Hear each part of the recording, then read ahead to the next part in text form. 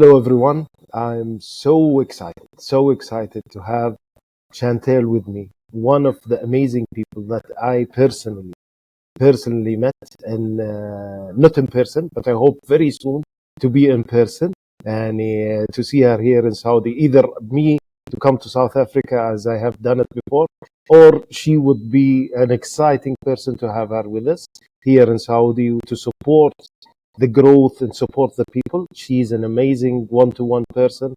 She's an amazing coach. I don't want to say too much about her because you will love her as I love her. You will get excited with this beautiful smile that we could see. She's a genius in journey mapping. She has her own way of improving organizations and successful stories. Challenges for sure. Everyone has a challenge, but I don't think so. A person who interacts with Chantel will have a challenge just to miss her more. So please, Chantel, give me a lovely introduction. As I already know you, the people who already here would like to know you more. Well, Lee, thank you for that introduction and thank you for inviting me. Mm. So I think my approach to customer centricity is really to empower people as much as possible to understand what it means and then to be able to act, right? So Yes. I want to invite your audience that by the end of the session, I want to give you enough so that you can go back into your organizations, or if you're an entrepreneur, your own business, that you can really power up your relationships with your customers. So we're gonna, if you're happy for me to dive in, I think we can Please, start step by step, and I let's wanna share as let's much as start possible. dive and Usually my shortest training course is like 5 days, right? So I'm gonna try and pack as much into the yeah. time that we've got together. Just whatever I'm sure whatever you could support us with the and ideas. I'm as I say, I'm so excited about the 10 steps in the journey mapping, and I hope everyone will have the time to hear it either now or as per the audience will, I'm sure, push me to ask for more from you. So please feel free and before I go or before I get lost in the amazing stories that you're going to tell us, people, this amazing lady has a great book. I didn't read it, but I read the reviews about it. Yes. So I hope to translate it to Arabic, and someday it will be an easy thing for us, or an audio. If you have an as an audio, that will be great. So please, it's the floor is yours, and we are your listeners.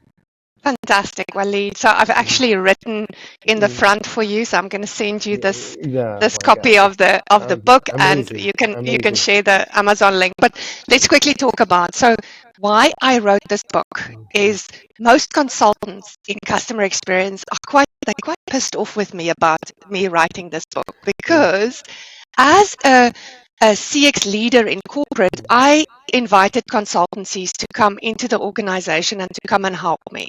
And what I found was they either didn't fully understand the business, or they did a very superficial journey mapping, a very superficial transition. And most organizations, especially if you're saying you've got more than 1,000 employees, you've been going for more than 20 or 30 years. Some of the banks I work with, they're older than 100 years. There's a lot of legacy in there. And I found that I was frustrated with what consultancies did for me as a CX leader.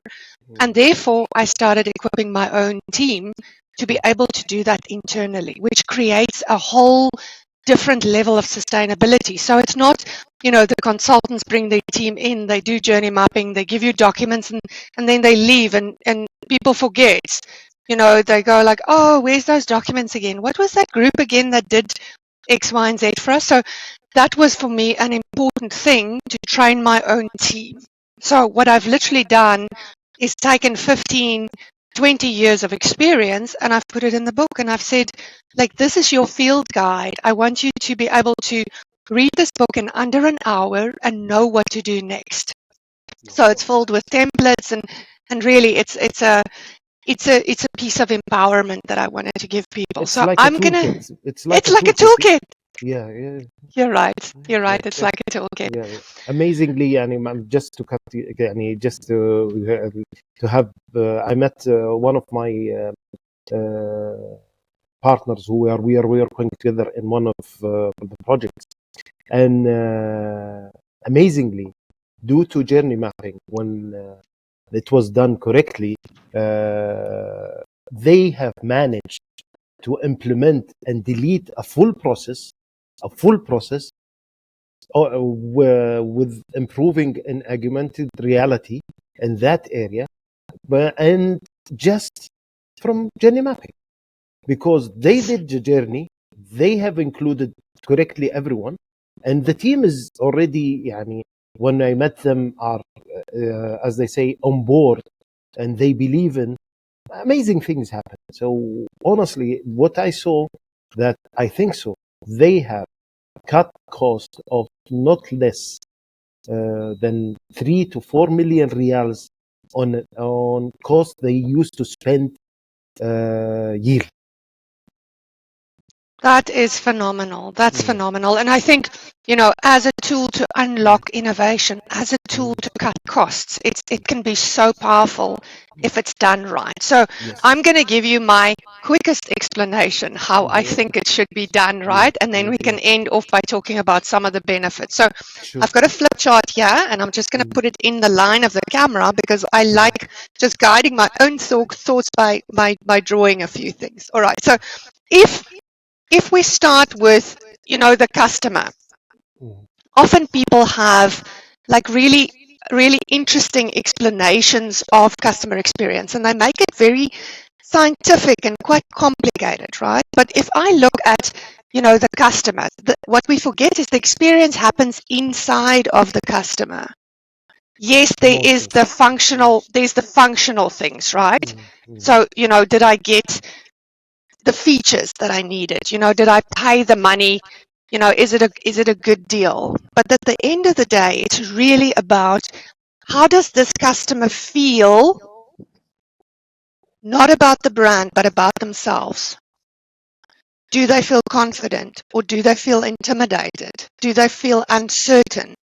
And there's this hierarchy of emotions. Some of them drive value over the long term, and some of them erode value. And we don't want to, uncertainty. I don't want to be in a place where I feel uncertain, right? So I will go to a brand that makes me feel certain. And I will go to a brand that makes me feel confident. So one of the most important things is to decide, you choose that. As a brand, you need to choose which one of those do I want my customer to feel? Do I want them, sometimes we talk about the light.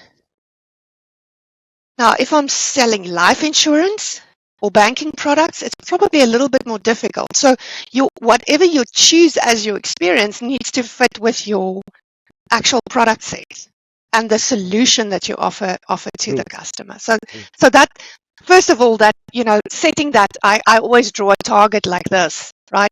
Setting your target. What is your experience ethos? Because that's ultimately what you believe and what you want to create for the customer. So that's point number one, right? The second part, if I have to explain the customer journey to you, it's almost like I shrink you into a really tiny little scientist, and I put you in the pocket of the customer, and you go everywhere with that customer in their pocket, right? And you make notes about what you see. What are they seeing? What are they saying? What are they feeling? How are they behaving? And what's really important about mapping this journey as the tiny little scientist in the pocket of the customer is that you map even the things that don't belong to your brand. So if I take a good example, people love going to restaurants. And if you want to go to a really good restaurant, like a Michelin star restaurant, you've got to book a number of months ahead to go to that restaurant. So we book the restaurant, and then time passes, and we call that white space. Now, in that white space, many successful brands actually do things in that white space. So if it's my Michelin star restaurant, I will send people a video message from the chef saying, this is what I'm experimenting with at the moment. This is how I've compiled my menu. I might even get a sommelier to say, this is what I'm pairing with the food. So I let the anticipation grow in this white space so that people get even more excited about this experience, right? If I then get ready to go to the restaurant, right? Well, the last time someone asked me to a restaurant, especially after this lockdown situation, I had to go shopping for some new clothes, right? So, there's a shopping experience that gets thrown into this. And then finally, the evening of the dinner, we drive to the restaurant. We find parking. We park. Maybe it's easy, maybe it's not. And then we walk into the restaurant and we announce ourselves and we go, oh, booking for Botha. I'm taking my friend Waleed out for dinner and we're going to have this lovely, lovely, lovely dinner. So you can see there's a lot that the restaurant doesn't necessarily have control over that's really important to map in this journey. Then the emotions throughout this journey is not the same, right? So let's say I asked you out to dinner. Initially, you might be excited and then you forget and then maybe you get busy, right? And now you're so busy that you go, oh, in 2 weeks' time, we need to go to that dinner, but I'm really stressed, right? So again, the emotional landscape is not the same. The emotions differ depending on what's happening with the customer at that time. But what's really important is if we imagine we've now mapped the moments in this journey, right, is that we ask a few questions. So we ask, what is the expectation in these moments? What is the emotion I want to evoke with you in those moments? Then I'm going to ask two more things, which is really important, is how can I delight and how can I disappoint? And people usually ask, how can I delight? But they forget about how can I disappoint? Because if you think about a banking journey, if I go into every moment of that banking journey and I ask, how will I disappoint the customer in the moment, right? And I go to my complaints team and I train them to anticipate this, I'm going to have a very different level of complaints handling. I'm going to avoid a lot of things escalating. I'm probably going to protect my CEO from having a whole lot of stuff escalated to his desk. So this disappointment, if I map that properly, I can turn that into an incredibly powerful training course. Because once I've mapped this journey, I need to activate it into the hearts and the minds of the people that need to orchestrate this journey. Sometimes pieces are digital, but most organizations still have that human component. And I need to make sure that there's consistency between my systems, between my communication that goes to my client, and my humans that orchestrate parts of this journey. So that's really the basics of how you do it. And it's not difficult. It just takes time and it takes great facilitation. And, sometimes the Lean Six Sigma guys come with their complicated formulas, and it's very important when you do process optimization to do that. But this is not process optimization per se. This is being the scientist in the pocket of the client, and you ride with them wherever they go. So you really understand what happens in their lives. And for people that are listening to this, you need to connect your executives with this because often they've lost a little bit of touch. Often there's a gap between what they think is happening and what's really happening. Amazing, amazing. You know what? I don't know if you have the time to see. There is a series. The name is The Bear. It's an amazing, and especially I was not expecting until I get involved and truly in food and beverage work. They are the most complicated, honestly, journey of work from A to Z, especially who are on the level of Michelin. Yes. They really go to details, which is amazingly that you see 1 minute. This is why they really have to يعني, self stress out for like taking sports or doing jungle, or you see them riding horses and doing that because they want to really, they have stress of 12 hours. That's amazing. How did they do it? يعني, until you really get involved in the food and beverage, you will understand. I was not Yeah. expecting that until I was involved. So they reach to the level that even they have a team to search about each customer who did, a booking, and what exactly makes them excited. This is how you become a wow factor. This is how you become something different in the market. This is Yeah. how you don't need marketing, because if we go back to this beautiful drawing that you did, it's here in the heart. It's Yeah. something that you leave it as a memorable story. It's your decision as an owner. You wanted a good memorable or a bad, a disappointing Yeah. memorable. Yeah. I love that. So I love that. yeah. It's the same with Disney, right, Waleed? Yes. Yes. It's they orchestrate these experiences, right? Yes. They Yes. make you believe in magic again. And I think Yes.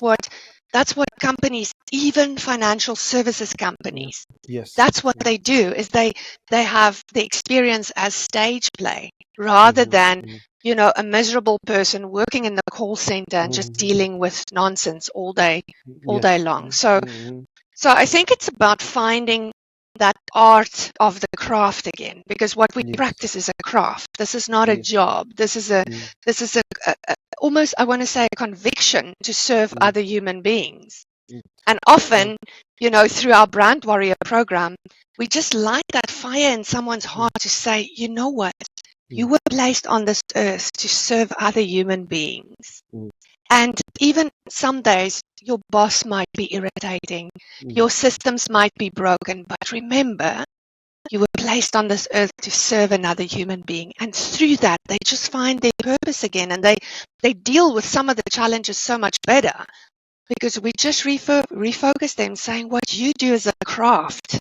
mm. It's an art and a science to work with another person's, to work with their heart and to help them solve problems. And some people have changed their lives through just this refocus. It's like you find the light and I've got this little person sitting on my desk here. It's like this person, you just find the light and you go boom, and I just switch on the light again, right? Sometimes you find people in the corporates and they've got dim eyes and they go boom, and all of a sudden the light is just shining again. And I think through this journey mapping, you can help your people to find their place and to understand their role and to understand how they impact the total customer journey. And I do this experiment a lot, right? And I'll see if it works on your audience, Okay. right? If they look at my face Mm, like long enough, they're going to start smiling because as humans, it's almost an evolutionary thing. If I choose my emotion, right? And I was very excited to meet with you, and the opportunity that you give me to shine and to show people how to do these things makes me incredibly happy, right? So if I exude happiness, the chances that someone spends 5 minutes with me, they're going to feel what it feels like to be happy. And if we explain that to people in a service environment, we go, you don't need a degree, right? You don't need to meet your KPIs better. You don't need to do anything. You actually just need to smile, and you just need to decide how you want to feel, and then you make it contagious so that other people feel the same thing. And it's almost a game of emotions, right? And some companies, listen, some companies say to me, Chantal, we don't know about this like emotional stuff. We're actually an unemotional brand. And I go, I hear you. And you know what? We don't howl at the moon and we don't dance around trees. You know, it's it's science. It's science, right? If I smile and they put both me and you in an MRI machine and you're not smiling, your brain will give exactly the same pattern as my brain, even though I'm smiling and you're not smiling, right? That's the power of emotions, is evolutionary. We want to fit into a group of people. And often when a customer service agent is faced by a very angry customer, they think like they're going to be put outside of the tribe. So they freeze, or they have this flee reaction, right? Where they actually sometimes they even drop the call, Waleed, not by accident. They drop the call because they're so afraid, right? And then if the customer phones back, they'll go, "Oh, the phone disconnected," right? That's an evolutionary response because we all want to be admired. We all want to be accepted. And I think often we haven't prepared people well enough with the science, with the training, with the orchestration of, you're an actor in a story and this is your role. Your role is to serve people. And most of all, your role is to serve people with a smile and with an approach where they can feel you've got their best interest at heart. And often that's when you flick that switch, the experience changes. But you've got to know, what is it you're trying to create? You've got to know, what is the journey that I want to take the customer through, and then train your people on that. And there's so many benefits. Like you said, people can save money. They'll be the chosen brand out of their competitive landscape if they do this well. True. And I would like to highlight just, yani, so as much as you can see the beauty here, that even the her brand is BrandLove. So it's so amazing that you could see love everywhere in her emotions. So I really encourage everyone to really just visit, and I think so. You have more than one course, and for customer experience, that even one of them, if I recall, when we discussed, it takes 9 months until it's Yes. completed and it's all online. Yes. So I Yes. encourage everyone to really do it and visit your website, and I will be more than happy to, even if anyone wants any support, I will really refer it to Chantel. And more than that, I will going back to one of the stories which I would like to help people understand, is that I remember when I was working in the contact center, and I had a great team. Honestly, I will never forget them. One of the strategies that we used to do is that we put a small mirror in front of each one, and we tell her and him, before you answer, smile, because this will reach to the customer. And honestly, when we used to do quality, and I asked the team immediately, if you feel that when you hear the agent or anybody who's answering, you could feel it, and while he's talking, he's smiling or she's smiling or not. So that's amazing. Honestly, it's all about emotions, feelings. It's all about humanity.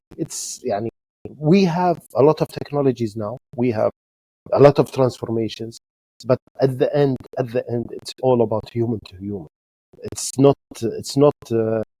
even without comparing that, even the animal, when you treat correctly, you treat with humanity, it will defend you. The animal will defend you. So what about a human who comes and spends? He will defend, or she will defend this brand. This is what we see in the big brands like Apple, Amazon, all of these. People are defending. They don't take money, but they're defending. Why? They are happy. They are loyal to these brands.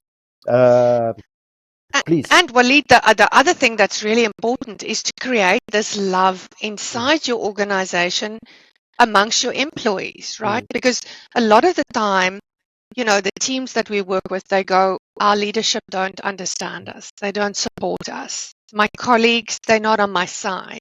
So you've got these siloed teams that try and deliver the customer experience, but they're not serving each other internally, and they don't feel the love for the brand, and they don't feel that their leadership are really supporting them, and to almost just find the reset button in that culture to say, all right, let's just refocus again. Why are we here?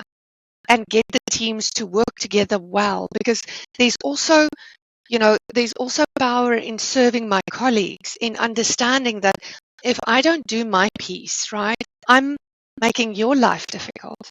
You need to stay later if I haven't made my commitments. And I think just in organizations where the teams have grown quickly, they get disconnected and they forget what they're doing there. They forget the ultimate mission.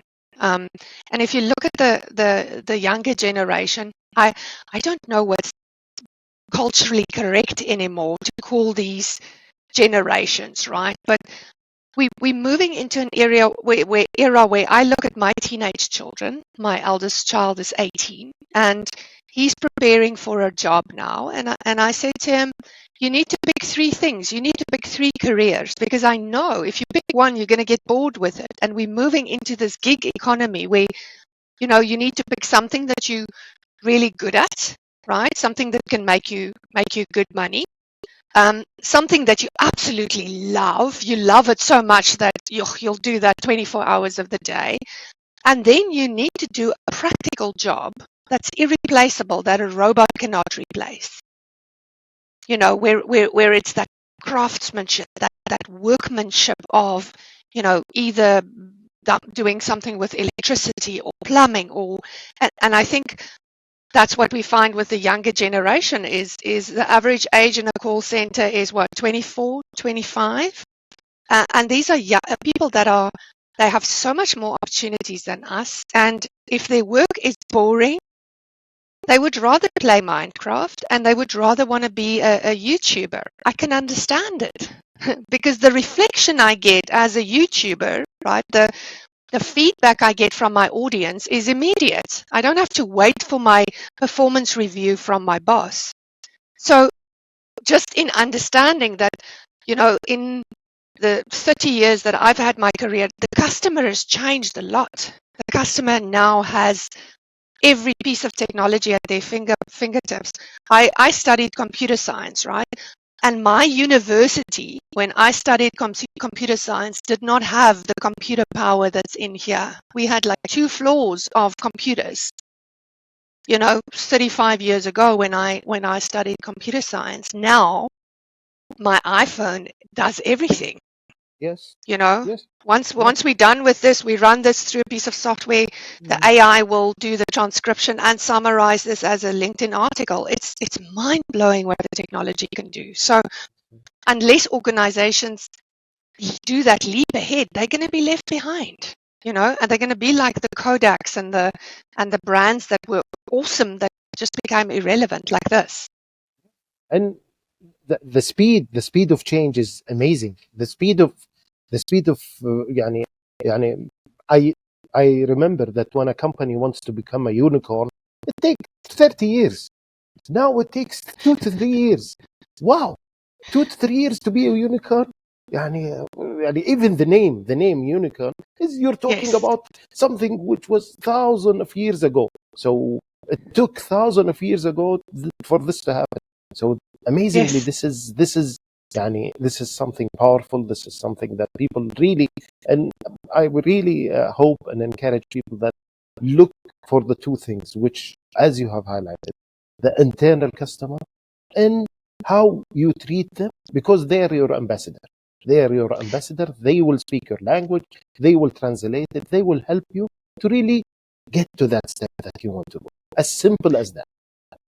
And what I loved about what you said earlier, Waleed, is you don't have to do marketing anymore, right? Yes. If you get all your employees on your side, right? And every dinner they go to, they want to tell people, you know what, my workplace is different.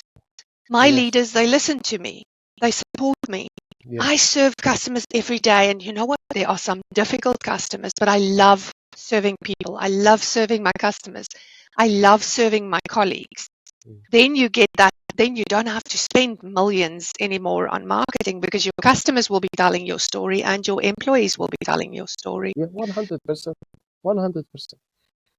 Chantel, as they say, I'm addicted. I hope this is the first of many more sessions, Yeah, Waleed. for sure. I really, thank you for giving me the time, and I hope You are that so welcome. everyone, and please, I will communicate with you for our when you have the free time to have another dose of happiness, another dose of Dose of happiness, happiness. yes, from your side, Amazing. and hope to see you in health and beauty, and your loved ones, all of them, happy as you are. Absolutely. Thank you, and I would like to thank the audience, and apologies, as they say, for that we have a time limit with this amazing person. So I know that if you need anything, please don't hesitate. She's a person that really responded to me with so friendliness that I knew her like more than 20 years ago. So Oh, wow. The I'm sure. feeling is so mutual. The feeling is so mutual, Waleed. And people can find me on LinkedIn. I know you're a Yes, great supporter on LinkedIn. Thank you yeah, so much for all your comments. But we try and really share so much content. So please yes, come and use the content, take the yeah, messages, make it your own, and spread it yes, throughout the world so that yes, we can have a kinder world and a yes, world where people love experiences. yes. We need it now, and life needs love these days. Yani. Yes, absolutely. Thank you again. Thank you for everyone. Please continue following us. Where I will have more of this amazing lady and more of amazing people that we will grow together here. And I'm confident that very soon you will see her here in Saudi with me. Amazing. Yeah. Thank you, Chantel. Thank you, everyone. Thank you. Have a good day. Thank you. You Take too. care. Bye Take bye. care. Bye bye. Bye bye.